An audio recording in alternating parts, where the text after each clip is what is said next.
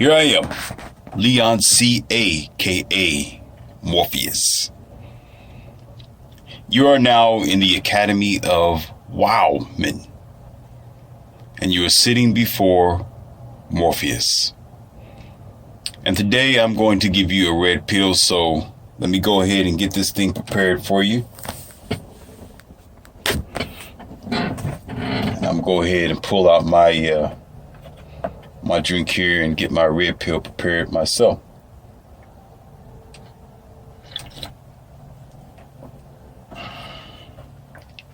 That'll also help me speak a little better, clear my throat, lubricate it, so I can talk to you clearly. An emailer of mine contacted me and asked me a very good question, even though I've covered it in a couple of my other audios. In this one, I thought about it for a while and decided to make it a learning mechanism for you. And in this one, you may not need a piece of paper, but you could if you want to. And it's going to be considered as a diamond, or actually a triangle. I'm getting my shapes wrong here. Maybe I need a red pill, two of them.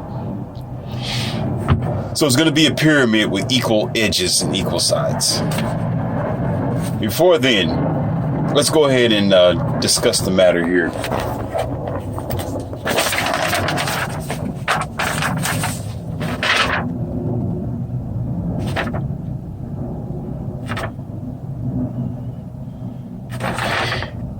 Let's see here. He asked me, he said, okay, Morpheus, is everything that's going on today a spiritual warfare?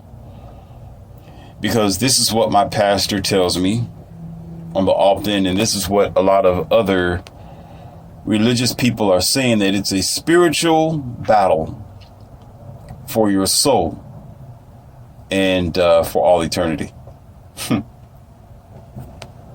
Then, of course, he started to relate to to his biblical text and talk about how there are some relative activities in the biblical history versus what's going on today. And in his thinking, he's thinking that there is some type of truth between then and now. And granted, I clearly understand, because I used to think like that myself. You're listening to someone who took God seriously. I took the church seriously. I took my learning very seriously. As a matter of fact, a lot more serious than the ain'ts that were sitting in the pews that were there. So I was one to usually cross my T's, dot my I's, and do my prayers every night, and rub on the rosary and do some anointing oil and meditate every so often.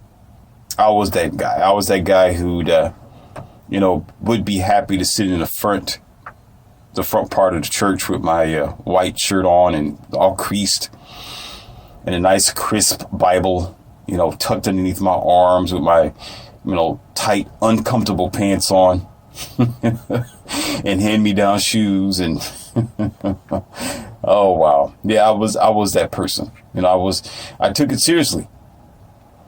And the argument with a lot of people, and these aren't really people. I can't say they're people because of what I know.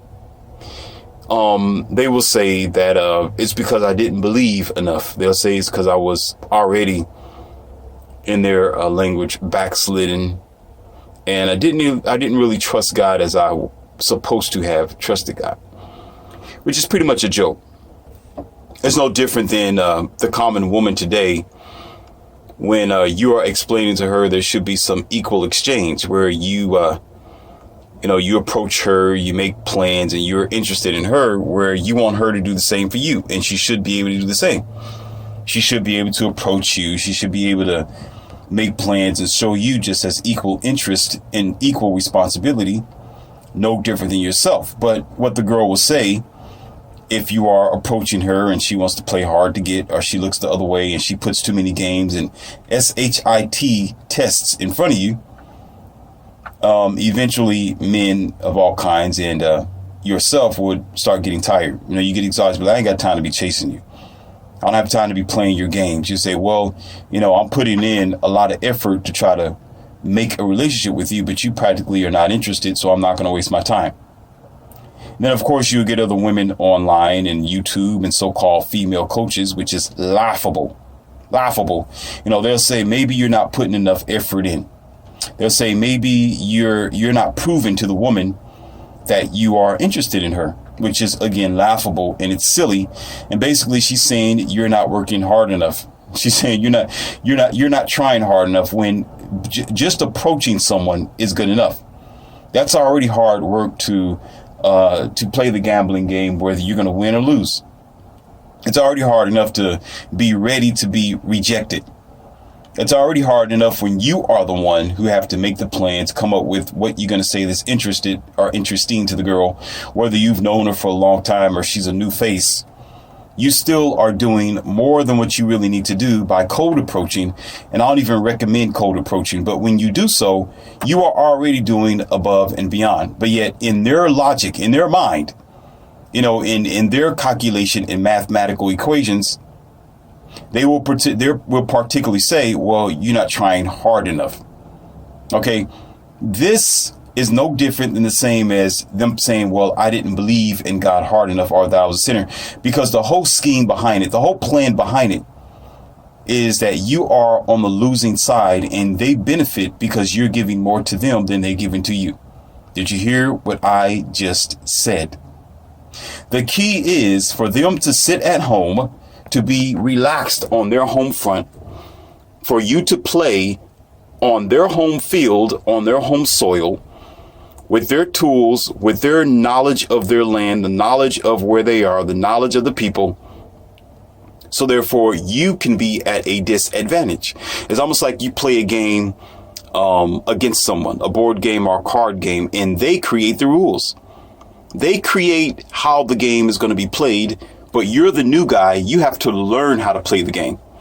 You have to learn what the rules are. And most people know in the book of the Art of War, and any acknowledgeable individual will comprehend that the rules are not made for you to win. The rules is made for those who make the rule to win. The rules aren't for you. The rules is to bind you. The rules is to keep you controlled. The rules is to keep you powerless. Whereas for them, those rules that are put upon you only benefits those who have created the rules to begin with. It benefits them. So this is why a woman would say you need to try harder, because it's not that she wants you to prove that you are a man and that you're interested in her. She wants to see just how much she can overtake you. Just how much of a blue pill weakling you are, just how far gone you are. So when this guy is standing there, or myself at the time, sitting there, standing there, holding the Bible, doing what I was diligently thinking at the time supposed to do, right? Praying and standing there before the church and thinking I'm doing well, right? The idea is to constantly put into something that I wasn't getting anything out of. So the more effort that I put into it, the more effort you put in, you would not realize that you're not getting anything out. You won't realize that you are playing into the destruction of your weakness, or the diminishing of your power. So therefore, it will be confirmed from those on the other side that you are thoroughly cut, that you are thoroughly entrained, you are thoroughly trained and turned, you are thoroughly transformed to be realistically enthralled into the system. That's why they'll say you need to work harder. Maybe you haven't prayed enough. Maybe you don't believe enough, which goes beyond the word stupid. Okay, it underlines the word stupid. It underlines it with a couple of lines underneath it. Stupid. Okay, once you comprehend that part of it, then your eyes will become open. And then this is how you're able to walk away and say, I don't think so. Once I see some evidence that you're giving me something back, then I will invest. Once you do what I'm able to do, get out of my face. When you show me some results, when you show me evidence, then I will invest. When you show me that my prayers are being answered, when you show me what you're talking about, stop talking about it, shut your mouth, stop talking about it, and you start showing me with your action. Until you do, okay, I'm gonna walk away. I'm the customer here. I'm coming to buy some performance. I'm coming to buy your service. I'm coming to buy what you promised to deliver. And because you don't promise to deliver, well, you promise to deliver, but you don't deliver because you don't give, you don't provide what you say you're going to provide. I'm not going to stand here and waste my time. Okay, that's no different than any relationship, and it's the same as any religious idea. When you're not getting what you are expecting, I didn't say hope. I did not say believe for those who needs to grow up. I said when you are expecting, write it down if you don't know what the word means. Expecting something from that. Okay. When you don't get what you are expecting, you have every obligation to yourself, your soul, your life to walk away until the gauntlet is fulfilled. Until your cup is full, walk away. You don't go to a fountain drink and get a half a cup or a half a bottle of something or one of those styrofoam cups. You'll be wasting money and wasting your time. What do? Even if you know you're not going to drink the whole cup, you're still going to fill it up. Most people will do. I can even say that 9 out of 9 people are going to fill up the entire cup. Even if they're going to waste it, they will share the rest of it with their child or with someone else. Or the ice. They'll use the ice for something and start biting on that. All right. So when you go anywhere, whatever that you do, when you put in all the effort that you can, you did your task. Your task is done. The rest is up to the servicer. The rest is up to those who promised you what they was going to deliver. And if it's not delivered, well, I'm gone. I'm out. And I'm not going to waste my time coming back. Until you promise what you deliver, I'm not going to be standing at your doorstep. Goodbye. So in that particular measure, that pretty much identifies a lot of what I've been going through. That been especially my studies, my research, going to universities and keeping my head in the books. I begin to realize why I put both feet into the water and there wasn't anything in return, and not enough and practically not anything of what was promised in their so-called gossip, in which they claim to be gospel, which is really gossip. Let's go forward with this. Before you leave this academy today, I want to make sure that you have a better understanding between what is actually God made and what is actually human made. So bear with me in these studies. I'm going to break it down to you, and we're going to use that triangle as an example and as a learning tool in this lesson today. But before we go there, I want to share with you a very personal story. And I told you that sometimes I spend time with families and I mentor and blah, blah, blah. Right. OK. So just the other day, maybe not now if you got this audio late, but it's still fresh, though. And you can still donate, chime in or whatever that you need to do to support my channel. And the book is still available for you. 2020 America Rise or Fall Hard by Leon C. But however, this story is still going to be very relevant because we're still doing the dumb stuff. I made an audio before about this situation. I'm gonna go ahead and tell you what it was. And it was a real life thing. I told you that when life hits you, you're going to be unprepared. And it happened to me as Morpheus. It actually hit me in my face. And I begin to ask, again, not the heavens, like what some of y'all do, or the sky. I begin to ask nature, why me? But I begin to understand, I'm the teacher here. And now I have this academy called Wildman, and I'm Morpheus and so forth and so on. So I got people to teach. So as I experience things, I know that now I am experiencing things to give to you. So now it's no longer a question as what it used to be. But at that time, I was still like, wow, when situations happen, you'll still say, why me? Like, why the hell me? Why me? Oh, holy, all over again. What the me? But OK. So how this happened was, right. One of my clients called me up and said, hey, can you stop by, check on my daughter's homework, see if she's okay with the teacher, so forth and so on. I'm like, okay. So I stopped by, and I wanted to stop by and get some pizza as well to surprise them. Because I know sometimes they like a little pizza, a little gift every now and then. I do that for my clients. Like I said, my people are family to me. I care about everybody. So I get to the door, and the little girl comes out of the door. Right. And she said, oh, Morpheus, gives me a big hug and, hello. And I'm hiding the pizza behind my back. We just joking, playing. Right. And the mother's smiling. She's walking out the door like she always do. She just waddles on out there. A pleasant face, a really pleasant face. It's a pleasant interaction. To make somebody happy, to make their day, and to see the kids flipping over, just to meet me and greet me, open up the door. Oh, he's here. It's just a wonderful thing. I know I'm changing lives one day at a time. I feel good about it. It's a wonderful lifestyle. But this is the thing. I was standing at the door, right? And before I walked to the door, I saw this, I don't know what kind of dog it was, but they cut the tail off the dog. And I think it was, I don't know, I'm not sure if it was a pit bull or, I don't know my dogs that well, but I know it was a dog that wasn't friendly, that's for sure. And it had a black fur, wasn't shaggy, it was well built, where it can do some good fighting.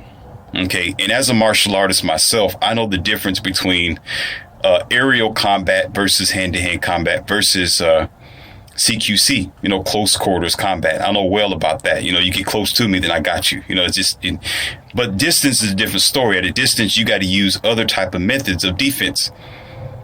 And at the time, that's kind of funny. Oh my God. Because I don't carry my arm around all the time if I don't need to. I know there's a time and a place for everything. And even with my papers and everything, sometimes it's just a dead weight. Sometimes it's in the way. It's under my shirt. I don't like it, or on my hip. I'm like, I'm just going to just leave it here. I don't need it. Have the safety on, whatever. This time, I had the third instinct to say, hey, just keep it with you. Keep it with you this time. I'm like, what? Why do I need this for? Because I was going to go in, give them the pizza, go back outside, unload myself, then come back in with the papers and stuff like that. Because you never know. You really never know. So I'm like, okay, I'm not going to worry about it. Because I saw the dog run around the house. It was like a free dog without a leash. It had a leash on it, but I noticed that it wasn't hooked on the leash. Like it has a brace that you connect the leash on. So that's what let me know that an owner let their dog free. And I'm thinking to myself, okay, I'm just going to observe this. And this is not a good situation. I'm going to wait to see if that owner catch up to this dog. Because I got children out here, and I would do everything I can to protect this family and these children from this rabid moron dog owner. I didn't say the dog. I said the dog owner is a rabid moron, not the dog. The dog is innocent. Whether it is a fighter dog, whether it is a killer dog, whether it is a cop dog, whether it is a canine dog, that's not the dog's fault. It's the owner's fault. It's the trainer's fault who's the moron. They're the ones that need to be put down, okay? Not the dog. The dog is just doing what it's trained to do. So I'm thinking to myself, I'm slowly walking up to the door, right? To the little girl with the pizza in my hand. And I'm thinking, I got my eyes on the dog, trained like I'm trained to do. And I'm still staring at the dog real slow. And she steps out. She said, what are you looking at? Like, what are you looking at? What's going on? What are you looking at? She's curious now because she see my face. She knows me by now. She know if Morpheus isn't smiling and I'm looking at something, she knows something's up. She ain't stupid. She's like, wait a minute. Okay, she's looking at my eyes and she's looking down. Like, okay, what's going on? She peeped around the corner. Said, oh, it's a doggy. And I got my hand on her now and I'm pushing her back real slow. Like, step back, sweetheart, step back. And the mom's like, what's going on? What's happening? And the daughter turns around and says, oh, mom, there's a dog that's loose. Mommy, there's a dog that's loose. And I'm pushing him slowly back into the door, right? Because I'm getting ready to go into action mode now. Okay. By this time, I'm thinking, okay, My martial arts is fine. Self-defense is cool, but a dog is a little bit faster because it's distance. So I'm doing the logical math here. And I know if the dog jump up, okay, by this time, I don't live around here, okay? Smart thing somebody do, go in the house, lock the door, right? I can go in their house and lock the door, right? But by that time, the dog was already pretty much upon us, right? So by that time, I already pushed them into the doorway and they got the door cracked, right? Just pushing it all the way through, right? Because I know if I made a step backwards or forward or made any abrupt move, the dog would have attacked because the dog would have thought me to be a threat. See, I'm not stupid. So at the time, I'm sitting there moving very, very slow because the dog already smells me. It's sitting there. And then all of a sudden, the dog calls himself trying to. Now, at this time, all bets are off the table. Okay, all rules off the table. You know, by this time, I went ahead and I was getting ready to grab my arm. My hand is already on my hilt already, on the grip already, and the safety's already off. I'm ready. You know, by this time, I'm thinking protected because there's one thing I hate the most. I can care less if I get bit up. I don't care if the dog bites me. I can care less if I survive or not. I care about my child and I care about my family. I care about them. What pissed me off more than anything is this dog is loose. And you got this little bitty innocent girl who don't know anything about life and death and have nothing to do with any type of danger. And she is not the dog owner, but yet her life was in danger because of this dumb moron owner. Right? All bets was off the table. I was getting ready to put that mutt down. It was getting ready to go down. I was waiting just 1 inch. I'm thinking if that dog if that dog comes forward a little further while it's growling, that's going to be its last growl. Okay, I'm going to make sure that's going to be its last growl. Okay, but I didn't do anything. I inched and I waited because that's what you want to do. You think first. You act later. You understand what you do in terrible situations like that? First of all, evaluate your environment. Okay, make sure whoever's in that area is safe. Push them out of danger's way. Cover them up. Make sure that they are in the houses. Make sure the doors are locked. Make sure that everything is secure first. Then you judge the environment. And these are all second by second situations.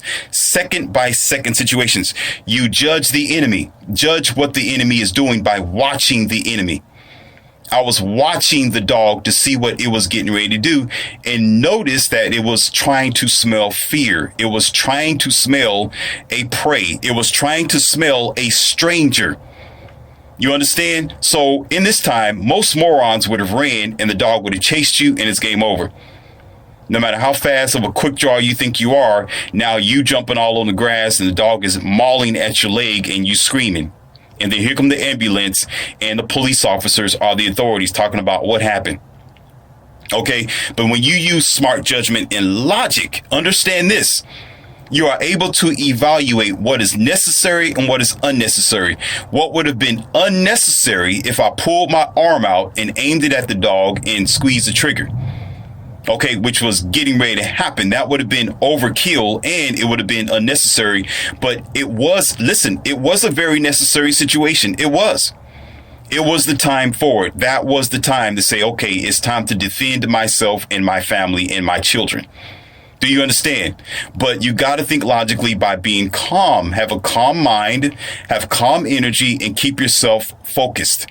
Right? So I did not. All I did was get myself prepared for that second to second action, because 1 second less is a second that you can find yourself in the mortuary. You understand? That's in every situation. So I did not. What I did was allow that moment to stall itself by seeing if the owner would come around the corner. Okay, because it's kind of hard to explain because how pissed I am. I'm trying to find the proper words without really saying the wrong thing and getting this audio taken down. Okay, people are ridiculously retarded and just blatantly stupid and irresponsible for their behaviors. And I created an audio about this. At least this was like 7 or 10 audios back. It's been a while since I made that audio. So I would have thought that, the information would have got out there. I would have thought that people would have liked, shared, subscribed, all the important information that's there, because we got lackluster, lazy, and empathetic, non-compassionate individuals now in this country, where this type of good information don't mean anything to anybody. It really don't. You'll listen to it and it's not important to you until it happens. You listen. Oh yeah, he's just talking smack.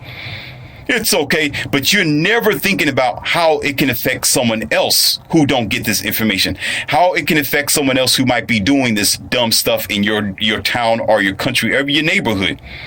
They may have dogs themselves, or know someone else who has a dog, and because you're like, well, I'm a one-person army, I'm gonna live on my own island, it don't matter, it's useless information. This is valuable information.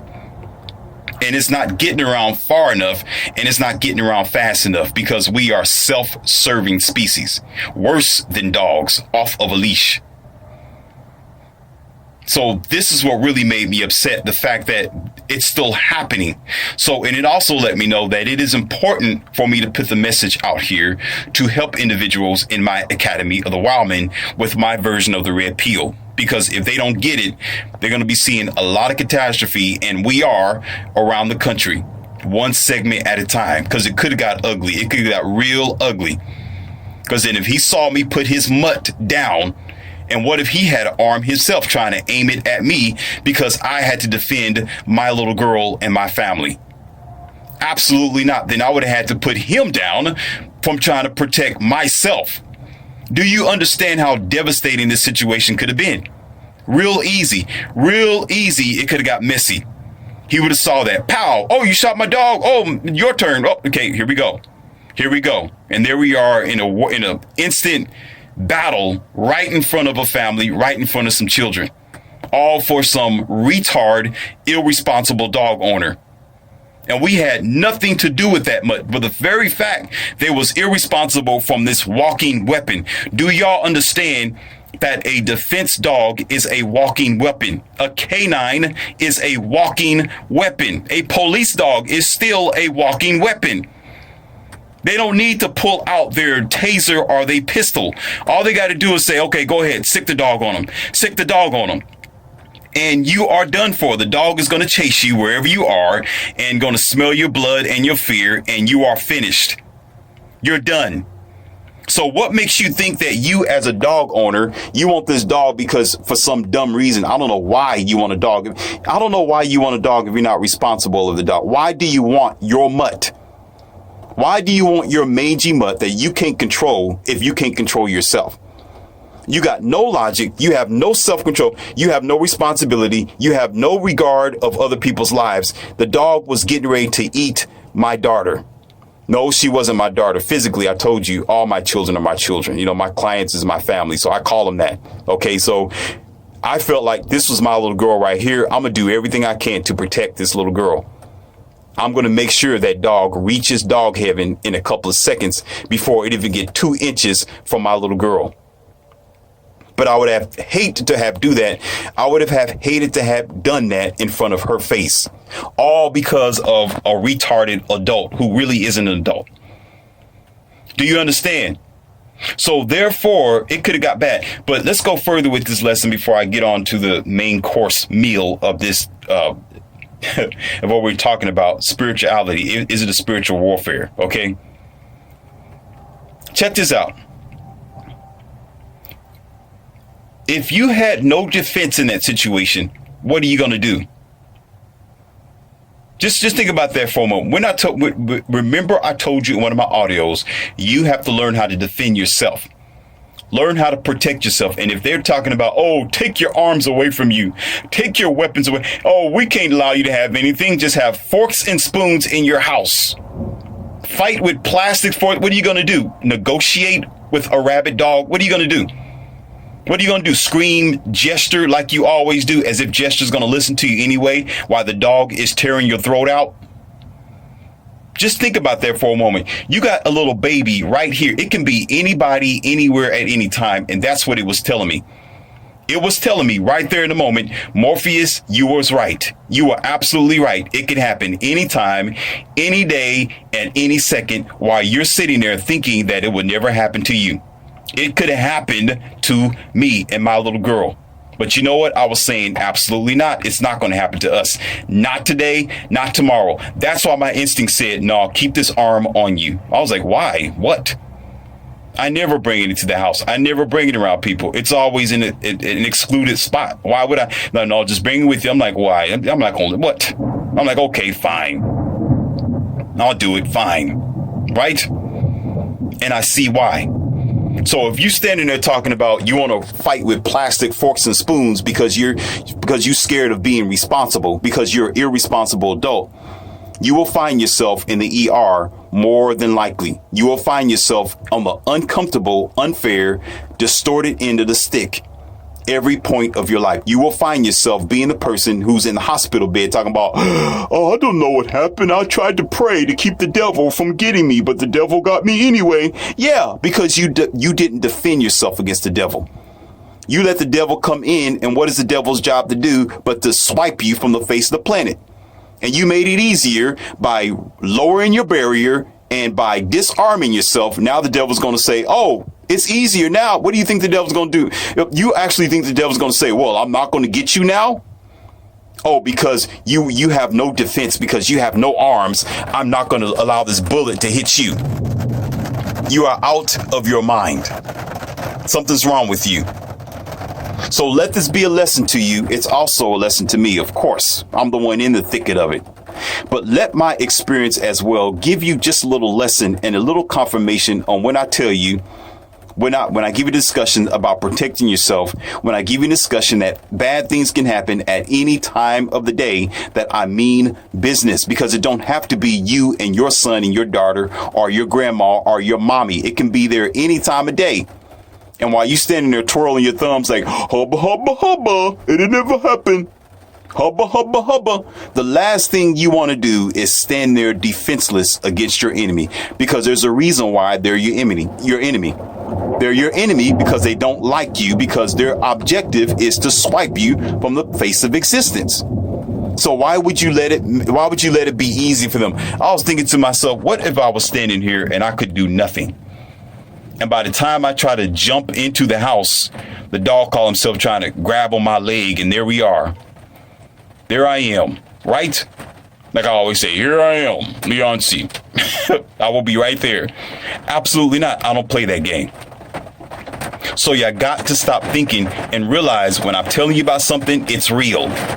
It's real. Now, we're going to go ahead and switch this chapter over and get on to the lesson of, is this a spiritual warfare or not? And the triangle that I gave you to use as a tool here. Go ahead and pull down my paper here and get it together.